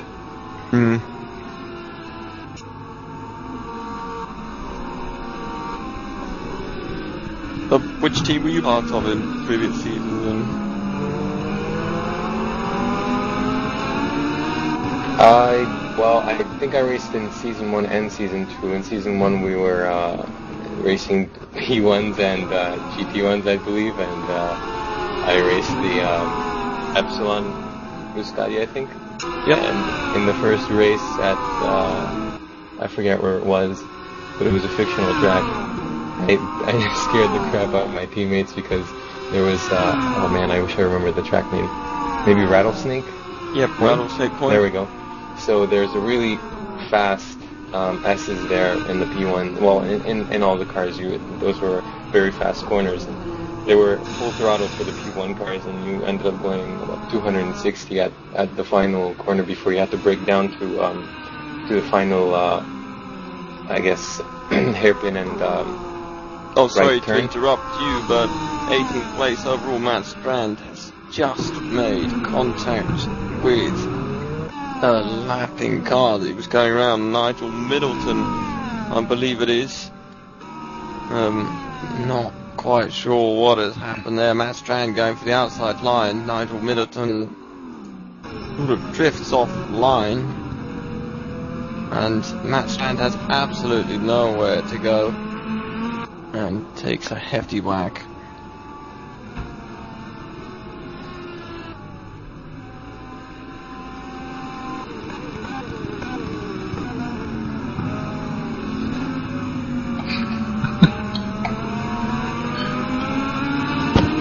You can hear you laughing, Simon. So, because Roy typed in that box exactly what I was just about to type. Oh, Leslie Nielsen, classic man. Oh dear. God rest his soul. Another update on the world of driver swaps. Bartosz Picciard, he didn't leave the car for a guy who's got an even worse name. Really? Maciej Milacevski. I know Milazerski. I can say that one. I just had to spell through it first. I can say that one. Can't do the first name, but Milazerski I can do. The more you think about it, the worse it becomes. Is it Milazewski? Yeah, we'll go with that. Majek? Maciej. Oh, okay. Right, we're Yeah. leaving then. Bob. He's from Eastern Europe or something. In Is I he? think he's German. Okay, yeah, then it's definitely Really? Maciej. That looks. That really looked like Lithuanian / Polish / Yeah, European. Estonian or something. Guess the country. Yeah. Guess the That is country. fun games here. Yeah, like Dragos, your accent just does not match your name at all. I think I expressed my excitement over your accent when I first talked to you, actually. Well, what is my accent? I don't understand. You don't... What? Dragos does not sound like an accent of your accent. No, shut up, Simon. Okay, so the way my name Because you have a very American twang to your accent. You're from American Canada? twang. A lot of people will say that I have. Well, I live in Canada, and I don't really sound like a Canadian person. I don't think. Because they have this really a boot and all those things. Yeah. And so they still say that I have some kind of accent, something that just makes my speech a little bit different from, I guess, normality. Not per se the Canadian side of things, but just English in general. There's something that is a little bit off if you hear, well, as you said, American or whatever. You sound well-travelled. Well-travelled. I guess that's interesting. I mean, I am. Have you been across the road? Have I done what? Have you walked across the road? That's well-travelled. I've travelled a bit. I mean, I've been to Austria and Germany and Hungary and Bulgaria and obviously Romania, where I'm from. But I'm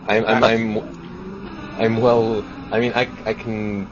Like Romanian is a really weird language, so. It's Norwegian. It's Latin based. I wouldn't stop at just a language, really. Oh yeah. I'm joking, sorry. Before I start this massive onslaught of horrificness. Look at on screen, Remco de Wild and Joseph Mudrak is in God, there's a battle! fierce battle. There's a battle! We've got Remco de Wild versus Joseph Mudrak, SRH Zeno M versus R4R Motorsports. They're on lap 186. And actually, to be fair, Manuel and Rayner aren't massively far behind. They're still on the same lap as these guys too. But yeah, Joseph has been closing him down and is sizing him up into the slipstream around the darkness that has descended around the Daytona Speedway. He's poking him out ever so slightly. No, sorry, it's Remco feeling the need to go defensive because they've got Matt Strand to lap. And is Matt Strand going to get out of the way? No, he crosses back in front of Joseph, and that's going to hold him up ever so slightly on the exit of that corner. Matt Strand goes down to the lower line, which is exactly what they've been told to do, and Remco lives to keep his 9th place for another day. But Joseph has been running in the 135s, whereas Remco has been in the 138. So to be fair, he's a bit of a sitting duck.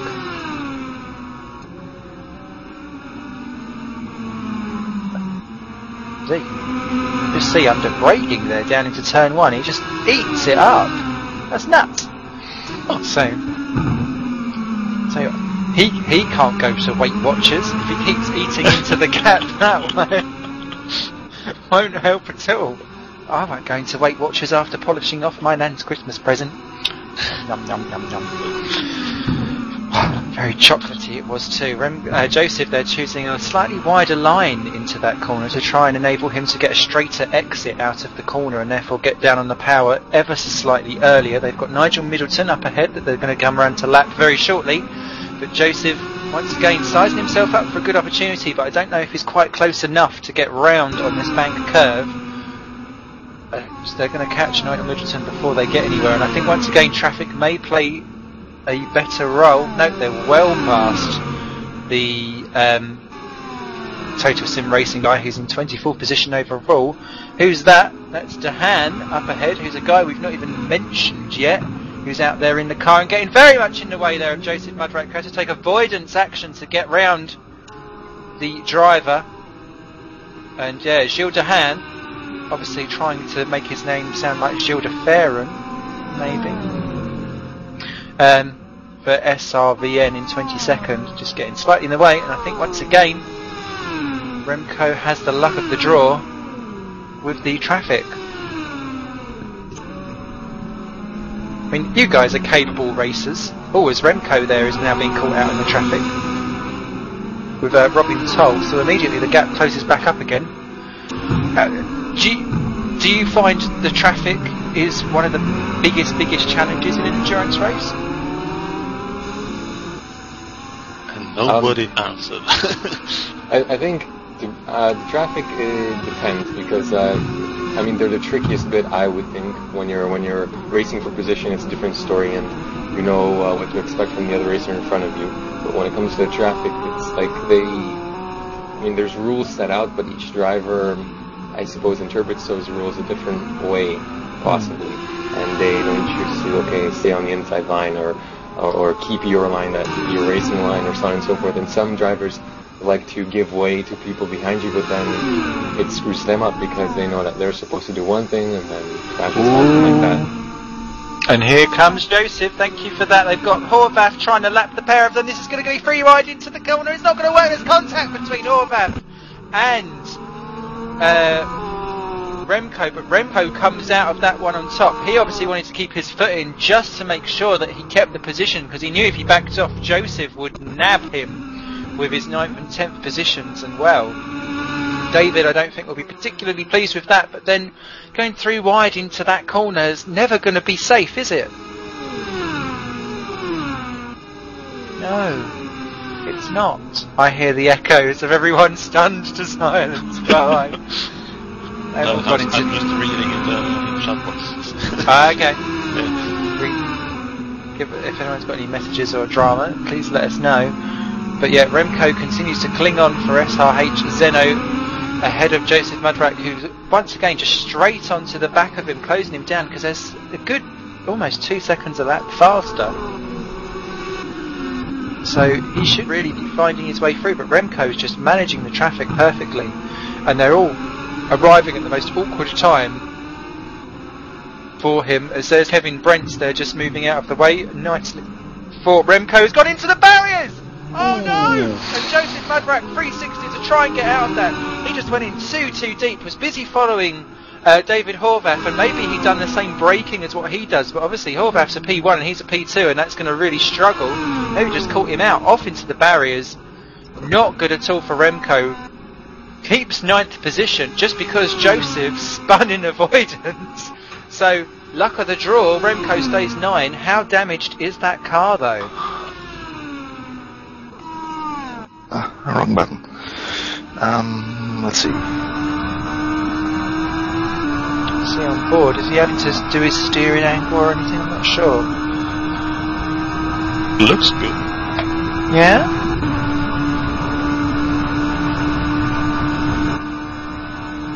It bends on the sides, but that car looks good. I remember once in one race, I'd really damaged my right-hand side at the race at the very beginning.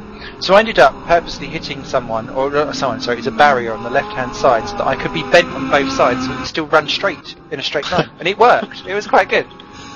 I was hopelessly slow anyway, so I knew I was going to be last, so I thought, well, let's at least just attempt to have a car that goes in a straight line. Oh, and look on screen now. Hubble, hubble, Hubble, hubble, hubble. Hopper, hopper. Is the battle for 24th? No, it isn't. Is God. it? Great suit. Kind of, yeah. Nigel Middleton is ahead of Cohen Berlinde for LSG ISG Racing. I don't know if you meant this, but Florian Strauss has regained the lead, GT2. Kevin Brents has gone in for a pit stop. Florian retakes the lead. Okay. Still have a P2 car that is behind 2 GT2 cars. Not quite sure what's going on with that. Well, that car. was the... Is that the dodgy one? Yes. We all know that one. Are you thinking of Thames International? Dun, dun, dun. That would be an airline I'd never want to fly. But Ricardo Azvedo doing a decent job. He seems to be their solid mainstay there Thames International in 16th position. At least he's not stopping randomly on the track, so that is good. And there's no chatting. Yeah, no one is having to go right, and no one is sorry, so that is good. That is good. I tell you what has just happened though. John Davies has just lapped Jonathan Dion. So our leader is now a full lap ahead of second position. Everyone purr and coo in excitement and shock and awe, I think, for that one. No, it only took 5 hours and 20 minutes, so... Yeah, 200 laps.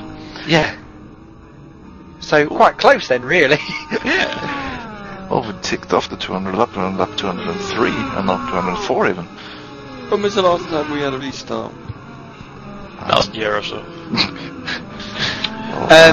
No, we're good for another 25 minutes. Yeah, something like that. So it should be quite close to the final 2 hours. Yeah. No, we changed over at about 4 hours 15. So we're good for now. We're good for now. We've got it covered. See, organised chaos. You just think I just sit here, get drunk, eat Mama Granny's presents, and talk rubbish, and just generally insult people as well, unintentionally, of course. There is my bosom has lots of loving, and it's going out to you all. And if you think so, you're completely right. Yeah. But we have it covered. We have Roy. Yeah, we have Roy. And our fail safe. We've had the switch for position 24, I guess. But Cohen fell in, they've gone past Knives in the middle. Didn't they just switch? I think they saw that. I'm not sure actually.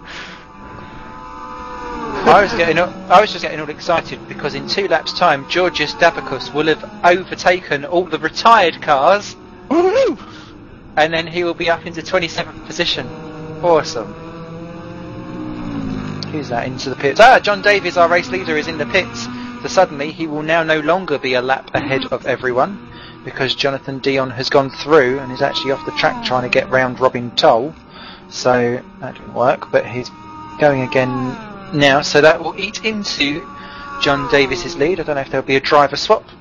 We've got 2.5 hours just over left to go.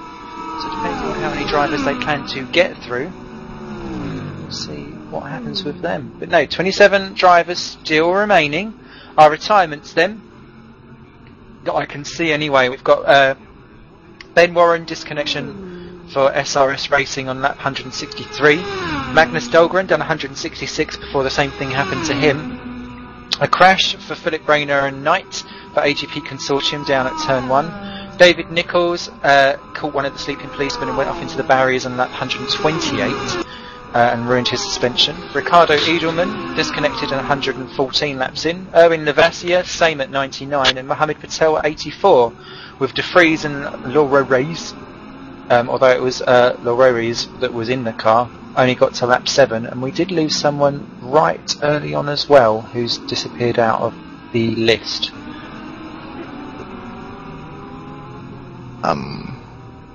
If you're very fast, you will get it on the end of this list that's running on the screen. That is true. That is true. Because the one we're looking. Come on. I know there's one. Because it was very early on. Come on. Next one. Come on. Feed the squirrel. Feed the hamster. It's been a tear. No. No, it's been a tear, wasn't it, for the Sim Racing Spain lot that just had a general disaster and then rage quitted. Remco is now behind Josef Madrak. We missed something? We did miss something. Remco was ahead of him. He was indeed, but Remco has fallen behind in the battle for 9th and 10th positions. Because he's dropped, he's in the 38s and 39s. Remco, I think, struggling a little bit after clouting the tyre barrier, which in theory you really should be struggling. So yeah, he's about 2 to 3 seconds slower than Josef Madrak. So yeah, he's been absolutely caught and passed. He's about to go another lap down as John Davies comes round to lap him for the 12th time. Also, not a huge gap between 4th place overall, Ryan Mayfield for 05 P1 team, and David Horvath from the Hell Racing Team Hungary. Probably less than 10 seconds, that gap. Just looking at the screen, don't know how precise that is, but yeah, them two are pretty close. David Horvath's last lap round at 1:33.411, whereas Ryan Mayfield for 05 Motorsports was a 1:35. So definitely eating into the gap quite comprehensively, and Mayfield has actually only just come out from a pit stop. So I wonder if that may be contributing to that while he gets himself up to speed. There is a huge possibility. As Fado is in the pits from 16th as well for Team Tams International. So let's see what new drama they can unfold for themselves.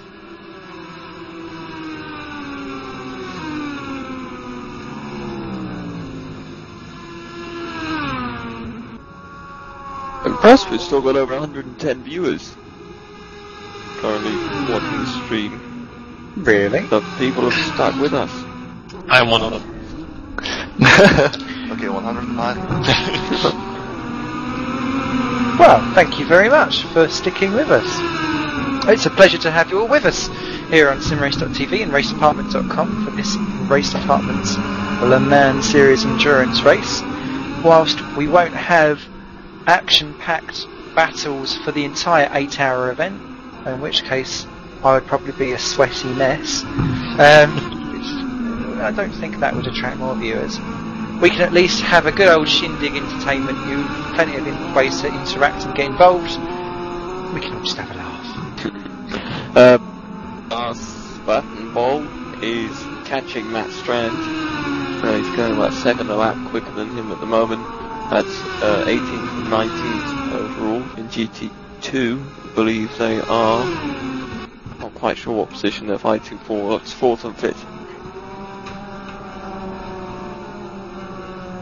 So Swan was entering the bus stop as Strand is leaving it. There's also 2 cars that they have to deal with traffic as well, because that's Majak Milesiewski in the Atlantic Racing Team Porsche and Jill Dahan in the SRVN number 2 car, I think it is. I think the silver one or the grey one's number 2, 100%.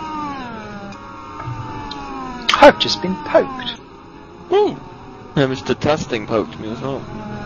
Oh, it's Pocahontas. Nobody pokes me. Ah, well, see now you're just asking for it. No. Let me get out the poker. Let me guess, it's big, it's purple, and it bends a lot. If it's purple, there's not much air getting to it. Oh dear. Right, back to the sim racing that brings us all here today. That is the common interest here. Now I'm just being poked till I fry. This is like I tell you what, if I get poked anymore, I'm going to sell it on DVD. Jesus Christ. I've just been poked by the Northern car as well. It's turned into a poke fest. Anyway. But yeah, no, well, we are now well into the dusk hours of this RDLMS race. I think it's gone quite well so far. We're on 2 hours 32 minutes now left to go. So we're into the home stretch, people. You've done well. And if you have watched... Sorry. It's alright, it sounded like you just had a curry or something. Yeah, where's my pint of milk, as Tim Brook would say. No, there was a silver grey Friday SRVN 2 kind of ploughed straight into the bus stop, and I think he missed one of the Scroden drivers by a few inches. You giggled too. Well, I knew that I was saying a few inches afterwards. I thought, well, set myself up there. You did indeed. And I tell you what, it wasn't very pretty. So, please. never mind. So, yep, all going well elsewhere though, no other dramas. I don't think we've actually had him on the screens yet, so pop onto P22 if there's nothing exciting going on. Oh my god! Way ahead. You were! That, I tell you what, we are so in sync after 5.5 hours. You're like my right hand. Oh, Does he want to be right hand? He does. It depends on what hand is poking with.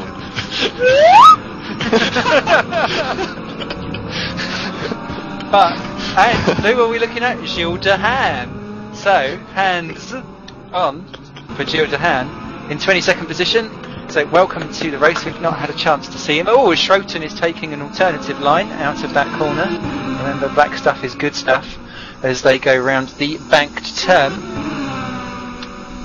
So, what else has anyone been playing sim racing wise? Because it's been a relatively quiet year for sim racing in general. There's not been tons of new releases coming out. Any particular mods for R Factor, or are you just kind of doing what goes on? As Schroten there misses the bus stop altogether and continues on, as does de Haan, cutting the exit there. That has to be a drive fatality or something. I don't know if he's thinking that he's broken or something, because he is running very slow for what is a P2 car. Because de Haan is a GT2 car and he's not closing in on him particularly at all. I wonder if Schroten's got some kind of problem. Yeah, he's into the pits. Going to the pits. So he must have... this will be to serve some sort of penalty. Oh! Yeah, engine brake failure. 23. Engine gone for Larry Santi. That's a surprise so early on. I wonder if he's got cooked somewhere along the line, or smacked a wall and it's really gone into massive overheating mode or something. Or just downdrifted a couple of times. Yeah, because it's so easy to do. Replay here. Yeah, Royce is trying to. If you choose the window, maybe.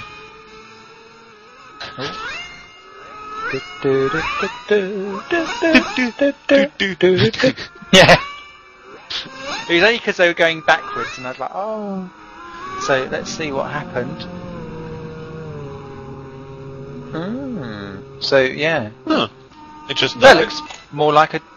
Yeah, it's almost more like a disconnection than anything else. But yeah, engine is the way to go for Larry Santi, and that's a shame for KBR team, because they had been slowly clawing their way up the order with all the different retirements and stuff. They were looking quite comfy in their 23rd position, and that's an unfortunate end. So Santi will not be delivering all of his Christmas presents this evening because he's stuck. And Nick Newcomb is now behind the wheel of the Danforth Racing Ferrari. I think we've said that quite a few times today. So obviously a lot of driver swaps going on there. But, yeah, I've seen him out and about quite a lot. I think this is his first race of this series. He's going down force, I think, for the rest of the season. So been in the wars a bit by the look of it with that car that we were saying was actually quite attractive out of it. Looks like it's been smashed about a bit. It's not been loved, has it? No. So, but then I suppose if you are new to endurance racing, it makes sense to have a lot of driver swaps in a way, because it eases you into the longer runs. Because you'd hate to have your first race. I remember, was it? He was doing an 8-hour endurance race, and I think it was Troy Bayliss was stuck in a car that no one else turned up for, and he was there for the entire 8 hours. And if you were stuck doing such a massive stint, it would be such a huge fatigue syndrome that you'd have to deal with long term. I suppose it's better for a new driver to come in and just bed yourself in with like a little hour and a half stint, a little bit of a break, and come back and do some more later on. Didn't we have that car on Fuji last year? Yeah, that was actually Max. I think it was Max Smolczewski who was stuck in the car because the one who was supposed to swap with him had some PC problems. And that was 12 hour. No, that was 8 hour. Okay, yeah. Oh, Me and God. my So I probably guess that his rear end was quite, well, it wasn't numb. pain after. Yeah, He was numb, sore. like, I remember he said. most of Not it not after. to mention your eyes in general. Might just sort of just be like dry, and you'd be a little bit desperate for that loop, I'd imagine. So Yeah. Speaking of long races, I hear rumors of one Nürburgring race. Life. Oh yeah. George, tell us more if there's anything to tell about this. You'd have to speak to the series, the event organizer for information on that event. So.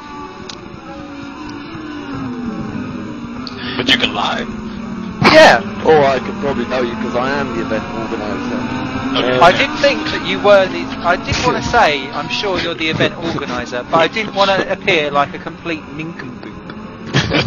No, we're just working on some details at the moment. There's not much to tell you, but it will be in March 2012, and it will sort of be a sort of goodbye to R Factor 1 as such, because I don't think the next season of the RDLMS will be run with R Factor 1.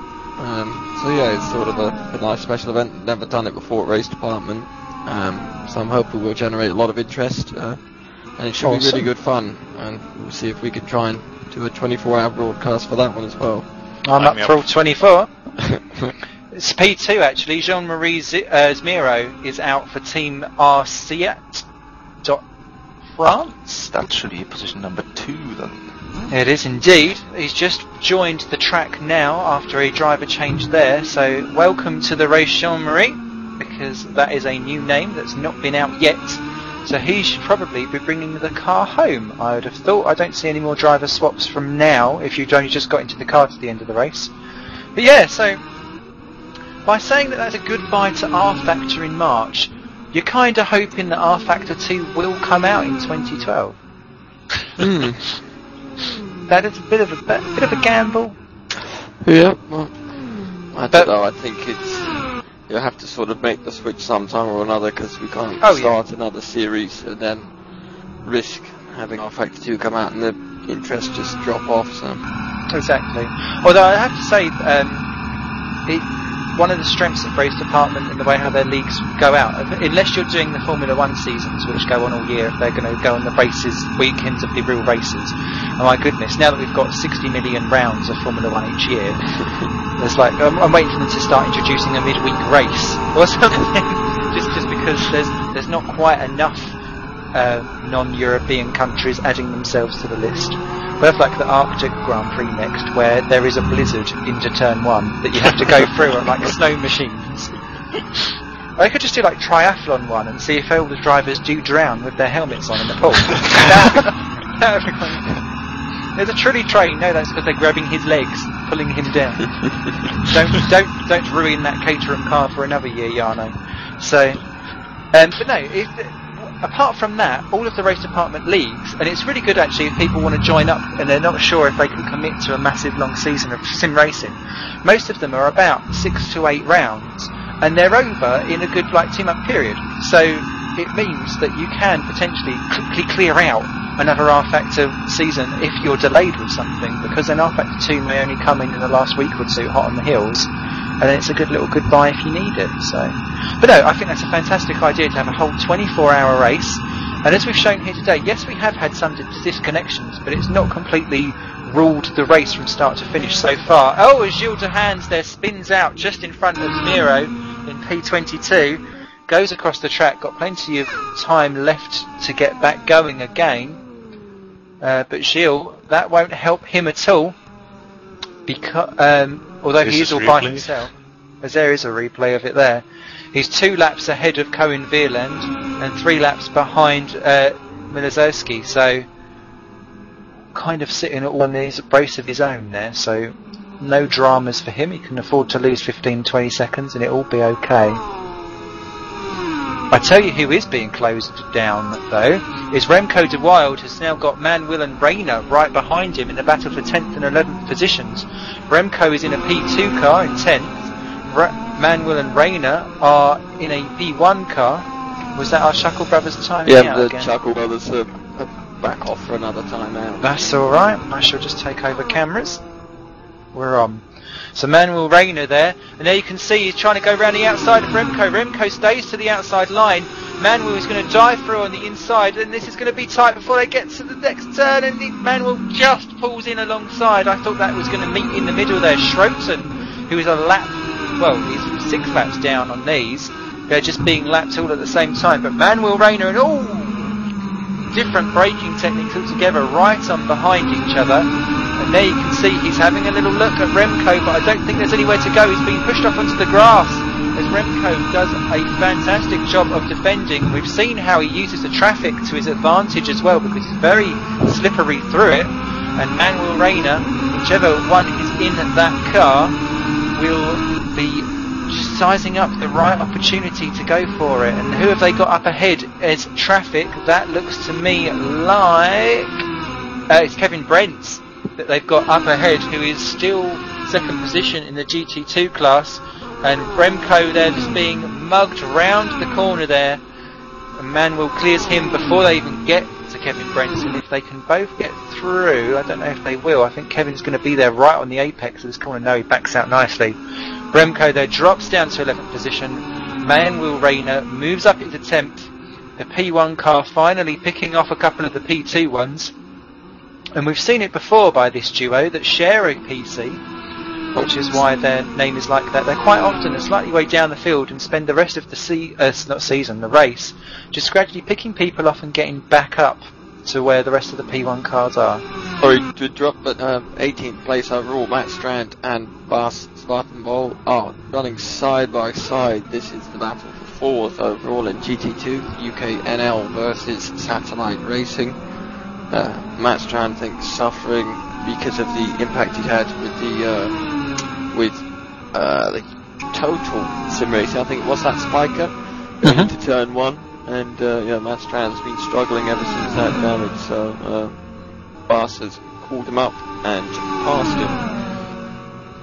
Yes, indeed. As Maverick laps the pair of them just before they get to the bus stop.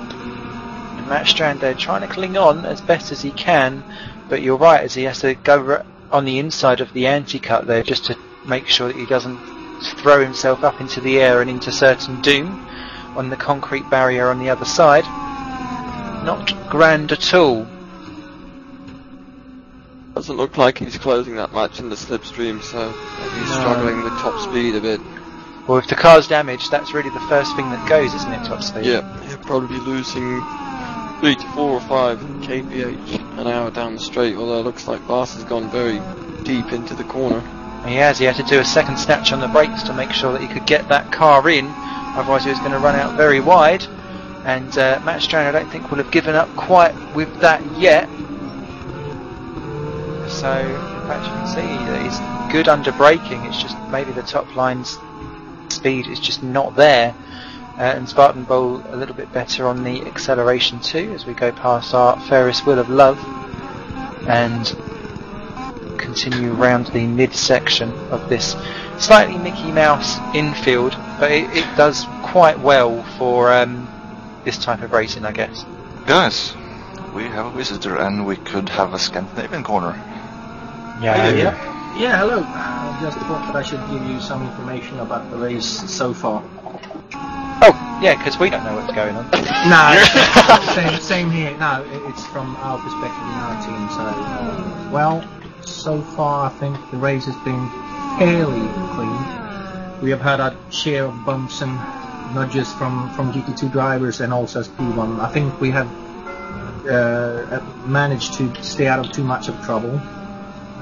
I don't really know how you felt when you were in the car, George, when you felt that the P1 and P2 drivers were behaving on the track. I don't know, I was pretty angry in my short stint that I did because I was hit 3 times. And it really, really affected the car. But I think the real difficult corner is turn 2, turn 3, depending on which you see is it. But that's the one where the prototypes brake a lot later, but they don't have any grip. So a lot of them that go for the inside lock up and go straight on, and the GT2 is on the outside. And it's very frustrating that maybe the prototype should just wait in that corner and pass afterwards. Well, you can take a quick chat with Stefan after his stint, because he has a load of things to say about how the competition is driving, because he was frustrated for a while there, but I think he's calmed down a bit now. Yeah. Well, I'm sure he can write up a nice private message for me that I can deal with tomorrow. Yeah, I think so. But All it's part of the job, eh? Yeah, Looking but forward to that one. yeah, no, High but five. yeah, but I think it's racing accidents just as well. But I feel that the race so far it's very, very, very good. But my decision was not to drive. I left over my wheel to Andre, so he will drive the second and last part of the section now instead of me, because I felt like, nope, I will just ruin the whole thing for the team. So I will stay in the commentary booth for a little while, and then I go back up and join my own team and cheer them up. Awesome. What we'll have to do, just very quickly, we just need to restart the broadcast so we don't go over our little 2-hour limit, and we'll get some fantastic insights into what it is to be team boss with Jürgen. Join you in a sec.